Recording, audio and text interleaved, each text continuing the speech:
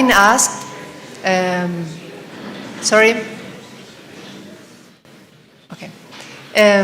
I've been asked to introduce our keynote speaker.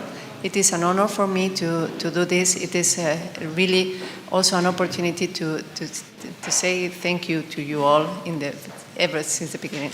But I would like to introduce our keynote speaker. She's Dr. Clarissa Augustinus. Dr. Augustinus, maybe she could start coming here. She's currently supporting UN Habitat, but prior to that, she supported the United Nations Convention to Combat Desertification as co-editor and coordinator of the Global Land Outlook Second Edition team. The 2022 report focused on terrestrial ecosystems and in the frame of land restoration. We invited Dr. Augustinus, and we are very glad that she accepted, with the goal of learning more about her experience in establishing a link between the remote sensing-based land monitoring, land tenure, land governance, and the goals of the United Nations regarding land. I give you the floor. Thank you, sir. Good evening, good afternoon, good morning to those online. It's a real honor to introduce this address here. You guys are doing incredible work at Copernicus Land Monitoring Service and the service providers, and the free data you supply. It's really critical for managing the future of the planet. We all share the dream of a sustainable planet. And I'm going to talk about some aspects of that dream and the importance of your work in achieving it. I think the reason why I'm up here is because I have a lot of global experience, a lot of regional experience. I'm supporting the Arab land states, for instance. I have land surveying experience, though I'm not a land surveyor. I'm going to bring you an anthropological lens on some of the stuff, and that means I'm going to talk about politics as well. So let me move on. This is what I'm going to cover. I'm going to look at some of the key global numbers regarding land and what is happening to the world, some scenarios for the future, and as you know, scenarios are based on your data, but the data can vary to some extent. But it's also about if we continue with business as usual, or if we actually move to restoration and protection of the planet. And then try and link some of the science and politics, and bring in some ideas around the land tenure and land governance issues, including smallholder farmers, pastoralists, indigenous people. And then really look at Europe's role in the world in managing the world's land resources, and the implications of this for sub-Saharan Africa, European farmers, and the UN Sustainable Development Goals. And all through this, of course, is the role of Copernicus and the service providers.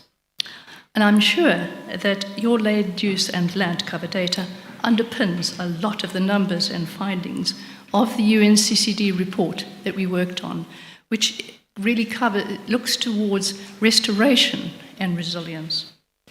Now, UNCCD has a new and increased focus on land tenure and land governance. I'm going to give you some definitions. So, why tenure security? It's because it provides confidence to land users so they are incentivized to incorporate a sustainable land management regime for the long-term protection of that land. So you see, it's in the critical path of achieving our environmental goals. Let me paint some numbers for you. Probably 20 to 40% of the Earth's land surface is already degraded. We're already hearing about this. And a 2019 analysis of the reports from the member states of UNCCD estimate that on average 20% of global land is degraded to some extent, 30 million square kilometers, area the size of Africa.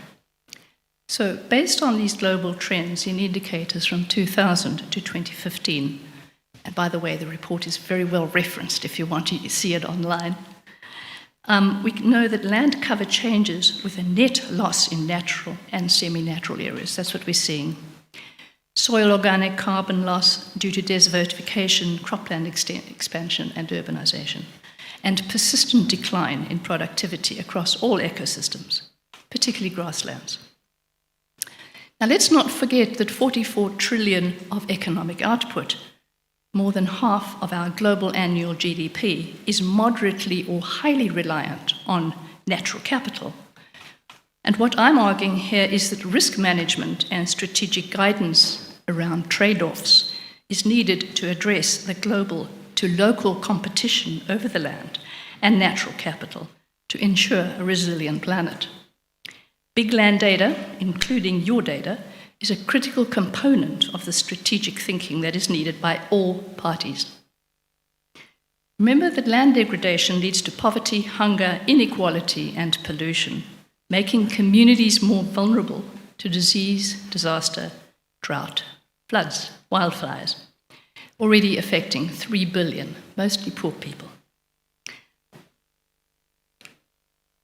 So, the direct drivers of land degradation include unsustainable land and water management practices in agriculture, forestry, urbanization, mining, infrastructure development.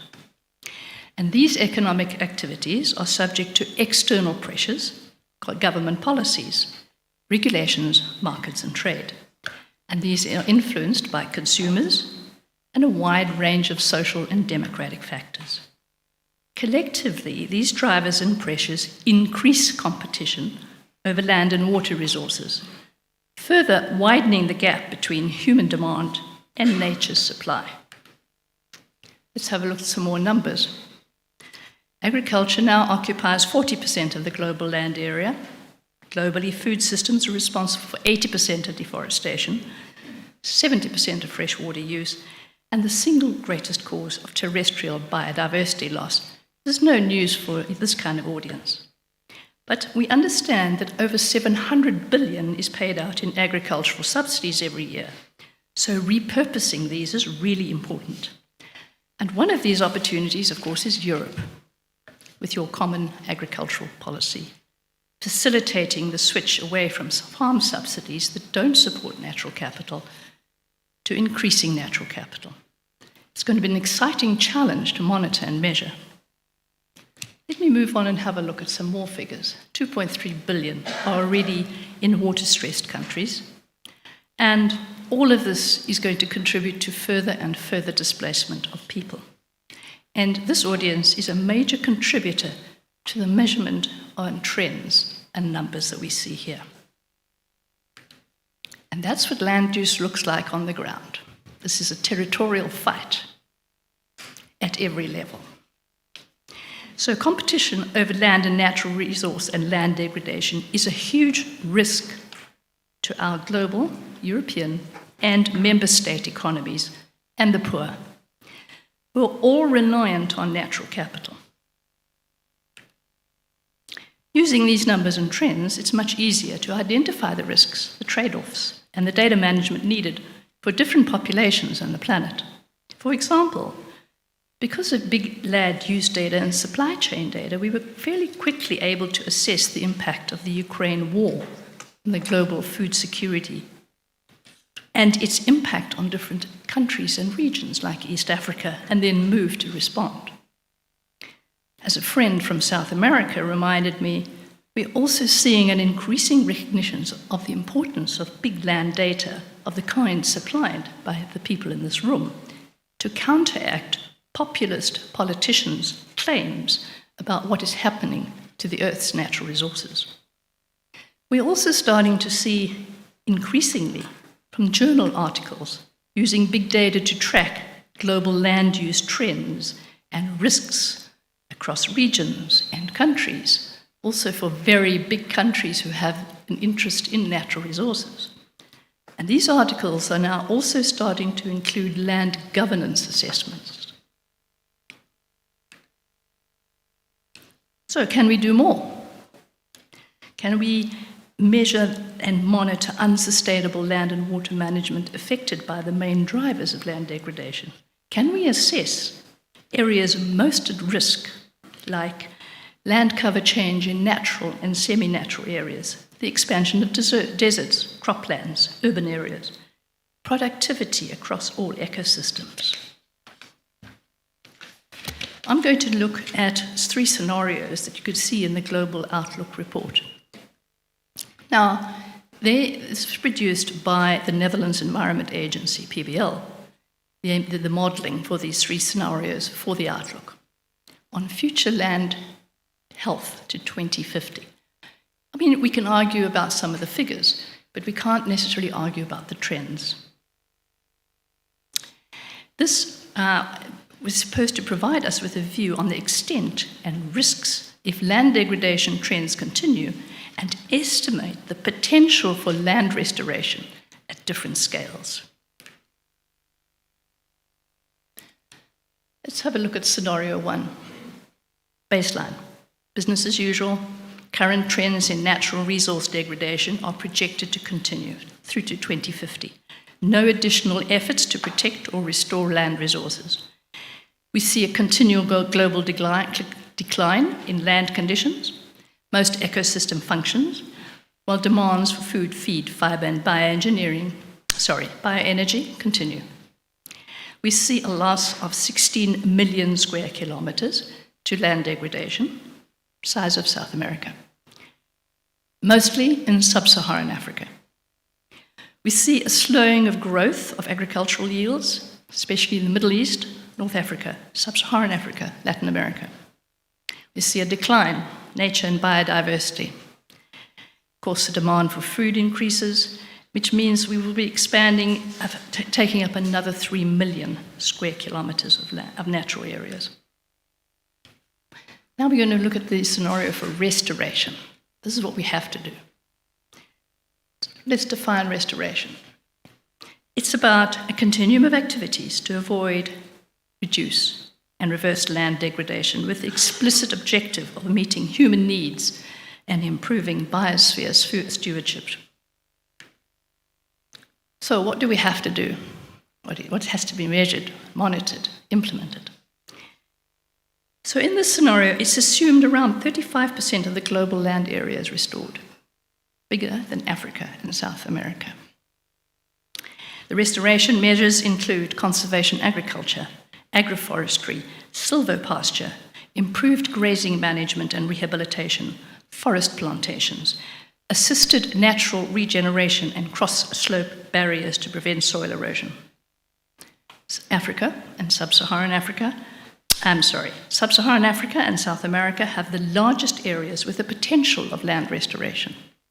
When compared to the baseline scenario, restoration will mean crop yields increase by 5 to 10%, largest gains, Middle East, North Africa, Latin America, Sub-Saharan Africa.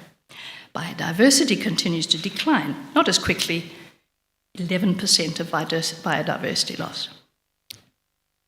Now this is a scenario we have to go for. Protection, restoration and protection. It's based on the restoration scenario I gave you, plus protection measures to cover close to half of the Earth's land surface by 2050. 3-fold increase on the current coverage.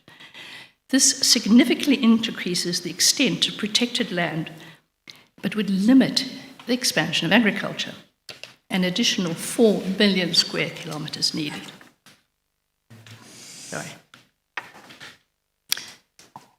Most of the new protected areas would have to be in Sub-Saharan Africa and South America. These numbers, and especially the restoration protection scenario, need to be understood also in terms of their impact on vulnerable people. Achieving the scenario goals could affect hundreds of millions of often poor people, their livelihoods, and lead to even larger scale population movement. So from these scenarios, we can conclude that Sub-Saharan Africa and South America are in the critical path of the sustainability of the planet. That the billion or so subsistence farmers and pastoralists would have dramatically less access to land, and that we would start to see massive population movements between rural and urban areas, with urban areas becoming safety valves of the planet, particularly for crisis situations. And let us not forget that Europe's footprint is probably 40% of its own land surface in other countries outside Europe. It probably has a great reliance on both Africa and South America. It needs to be better risk managed. So land use data produced by Copernicus and its service providers is of critical importance to the globe and its member states as they navigate a very high-risk future. Now I'm going to switch gears, dig a little deeper into the UNCCD report, and look at key aspects of what working to achieve land restoration means. Now I'm going to focus on land tenure and land governance, and it's data that needs to be linked to land use data. So the UNCCD COP14, Decision 26, of the member states was that land degradation neutrality, land tenure security, and responsible land governance needed to be integrated for sustainable land management and to address desertification, drought, and degradation. And the Global Land Outlook emphasizes that land tenure and good land governance is in the critical path of achieving this. So let's look at what the definition of land tenure is. It's about the relationship among people with respect to land. Rules define access, responsibilities, and restrictions related to use, control, and transfer. Land tenure is not just about land ownership. And land governance, remember the picture of the lions. Land governance is about rules, processes, and structures through which decisions are made about access to land ownership and use, and the way these decisions are implemented and enforced, and how competing interests are managed. So, how do we achieve land restoration? And how do we link it to big land use data? So we have to address the drivers of degradation and support the expansion of protected areas. We have to adapt sustainable land and water management in production landscapes and reverse degradation through passive or active restoration of biodiversity and ecosystem functions. And we need to risk manage land use better for a resilient planet and Europe, including the competition over land. Let's just have a look a little bit deeper at land tenure. It's not a simple subject. Land tenure, as we understand it, it exists in countries with land records, such as Europe. However, less than 70% of people in developing countries have land documents issued by governments. This means that land tenure rights at scale are not mapped, making tenure data more complex in these countries. The 70% of people generally without land rights also are key to the future success of land restoration for the planet. Almost 500 million smallholder farmers control 12% of the world's farmland and produce 1/3 of the world's food. 500 million pastoralists herd animals across 1/3 of the Earth's land surface. And indigenous people control 25% of the world's land surface in 87 countries, which intersects with 40% of all terrestrial protected areas and ecologically intact landscapes. So what I'm discussing here is the frontier of land data science. Integrating large land use data sets and land tenure data for sustainable management is in its infancy, even for countries with land records, let alone for the 70% of people who are not on government land records. For countries with digital land records, there's a good example emerging in the Netherlands under its new spatial planning law. It's the new frontier of land data science. For countries with few land records, the UNCCD, FAO, and the Land Portal are trying to push the boundaries on this new research. So the type of questions we need to answer using big data for a more resilient planet are: how can land use and land tenure data be integrated to better measure and monitor land restoration trends? And how can this work be done in countries with digital land records, paper-based land records, few records, where there are a range of different types of land tenures, such as pastoralists, smallholder farmers, and indigenous people? And can Copernicus and its providers better link the land records held by European governments to their current land use data for a more resilient Europe. Let's have an look at the impact on some of your user groups. What's at stake for sub-Saharan Africa? It's in the critical path of the sustainability of the planet. But we heard earlier today, we have very little data. In the business as usual scenario, by 2050, the region will be the worst affected by land degradation in the world, with a major further loss of its natural resources. In the restoration scenario, it has one of the greatest potentials for restoration. In the restoration protection scenarios, many of the new protected areas would have to be located in sub-Saharan Africa. So, given that the region is in the critical path for the sustainability of the planet, given the poverty profile of Africa, what kind of overseas development aid strategies and international treaty agreements does Europe and its member states have to get into with sub-Saharan Africa for global land restoration? And what will the impact be of these very big land restoration plans at the global level on poor subsistence farmers, pastoralists, and the displaced in sub-Saharan Africa and beyond? Let's have a look at how we can encourage European farmers. I understand from Copernicus that we heard earlier today from Usur that Copernicus really wants to benefit society as a whole and for the data to be accessible to all members of the public and not experts. I was thinking about how important this vision is for European Union farmers in the new Common Agricultural Policy.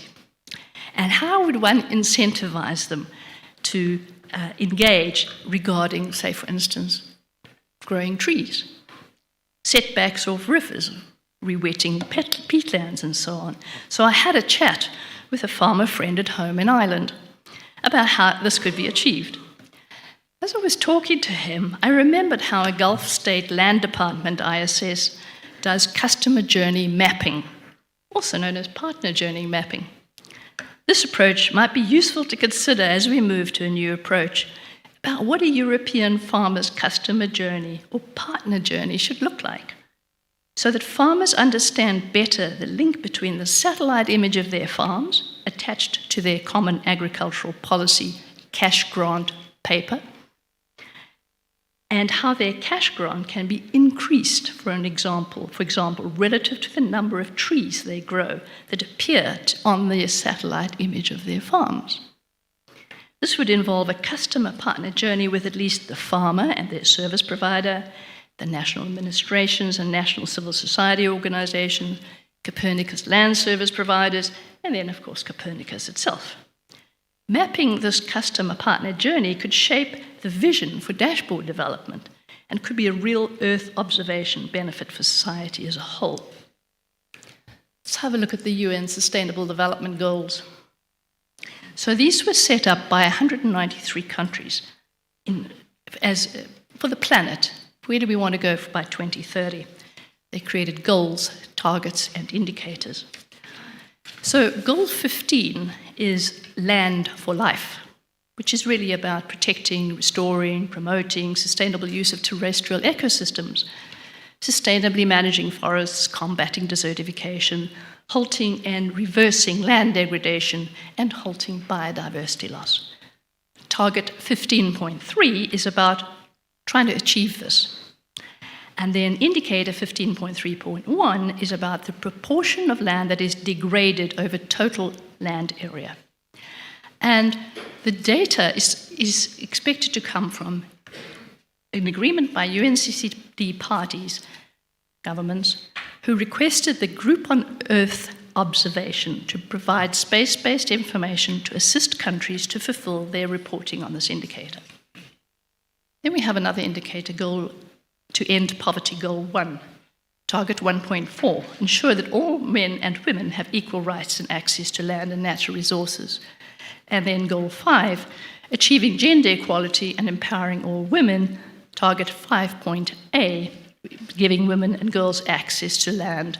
But this is really about agricultural land. And by the way, there are very few European countries reporting on that one. Maybe none. So, Copernicus Land and its service providers have a major role contributing to measuring and monitoring these sustainable development goals and supporting countries.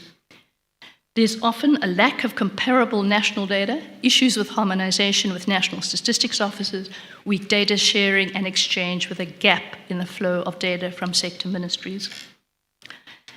So, based on these three communities of users, it's clear that this audience is doing incredible work, but there are challenges to go to the next frontier to make big land data even more useful to the public, so that they can engage in land restoration for themselves. And that's what we need for the planet. Whether they are European farmers or sub-Saharan Africans or national administrations reporting on the UN sustainability goals. So what are the conclusions and challenges? Essentially, avoiding, reducing and reversing land degradation and achieving restoration goals rests on more than big land use data. It requires new factors to be added, like land tenure, responsible land governance, and people. This is not about land data scientists implementing responsible land governance. It's about data scientists finding more innovative ways to supply the type of land data that can inform decision makers in Europe and the world to make better land use decisions, to prevent degradation and support land restoration. It's also about meeting the big challenges of our times to build a resilient planet in Europe. So we need to ask, do we have the right land data capacity and approaches to guide strategic thinking, to negotiate the trade-offs over the competition for land? Can we do this for the planet, for Europe, and for different European member states? For Europe, regarding its land footprint in countries outside of Europe. This needs to be done for food and water security, migration and disaster management, targeted overseas development aid and international treaty agreements, for land restoration and poverty alleviation, and for the management of the climate-related conflict and large-scale movement of vulnerable people that we're going to see. So finally, when I think back on all this, I'm concluding that Copernicus Land Monitoring Service and its service providers and the data that you provide for free is an essential, fit-for-purpose, crisis-level service for Europe and the globe, and that your work is in the critical path of a resilient planet and people. And by rapidly addressing some of the questions raised here, you could increase that contribution even more to make it even more fit for purpose and part of Sue's vision for a future dialogue. Thank you.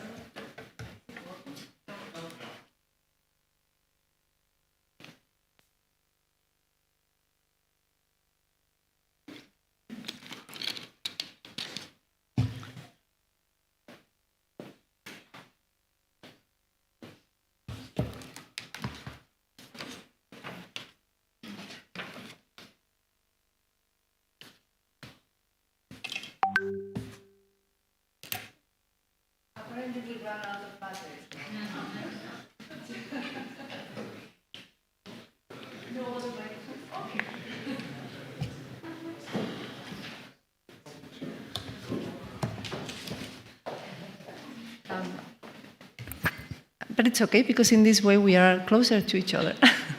So we are unfortunately running out of time, but I would really like to thank you and also ask you a question, which is really, I'm really curious about to know the answer to it, which is how it is to coordinate a planet-level UN report. Thank you.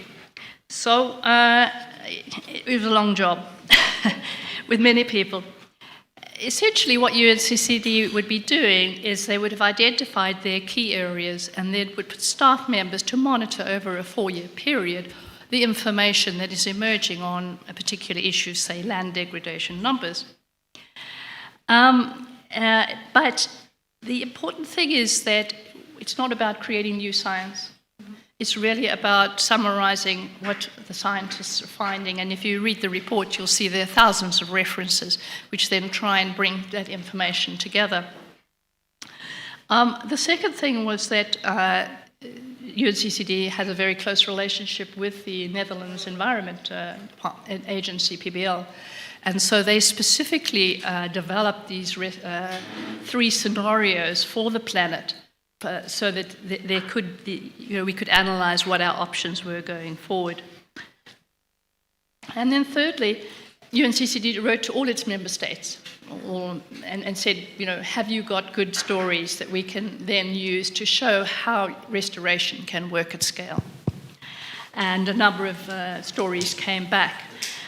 Then we had to start shaping it into, a short enough report to read on the one hand, but on the other hand, that it was scientifically based, with its numbers, its scenarios, its place-based analysis, its very large case studies, and then its pathways forward, and then of course the editing and the layout and so on. Hope that explains. Yeah, thank you very much. I don't know if we have time for another, or if we have more questions. I think that we've run out of time. I would like to thank you all, to the ones that are here, and also to the ones that who are online. Tomorrow we will be starting at 9. So for those interested in the European part, you would be going to the Vasco da Gama room. And for those interested in the global part, I'm afraid I don't know the name of the other room. But just go to the other. And also, just to finish, I've been told that they have prepared a very nice social activity now. For those who are here, for those who are online, I'm afraid they will need to take a beer on their own. So see you tomorrow.